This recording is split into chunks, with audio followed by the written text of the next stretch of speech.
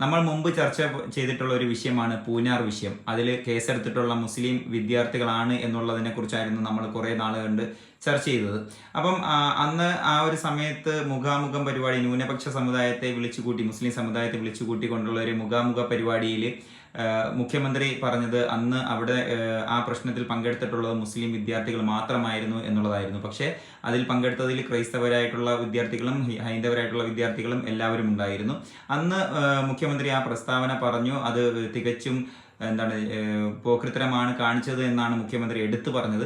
അതിനുശേഷം കഴിഞ്ഞ ദിവസം ഇന്നലെ മുഖ്യമന്ത്രി പത്രസമ്മേളനം വിളിച്ചു കൂട്ടിയ സമയത്ത് അറിയാലോ, പുള്ളി മാസത്തിൽ കുറേ ദിവസത്തിന് ശേഷമൊക്കെയാണ് പത്രസമ്മേളനത്തിൽ വരുന്നത്. അപ്പം പത്രസമ്മേളനത്തിൽ അതിലുള്ള ഒരു ചാനലുകാർ ചോദിച്ച ചോദ്യം ഇങ്ങനെയായിരുന്നു: പൂഞ്ഞാർ വിഷയത്തിൽ എന്തെങ്കിലും മാറ്റമുണ്ടോ എന്നുള്ളത്. അപ്പം വീണ്ടും മുഖ്യമന്ത്രി പിണറായി വിജയൻ പറയുന്നത് ഇങ്ങനെയാണ്: പൂഞ്ഞാർ വിഷയത്തിൽ ഞാൻ അന്നെടുത്ത നിലപാട് തന്നെയാണ്, എല്ലാ മുസ്ലിം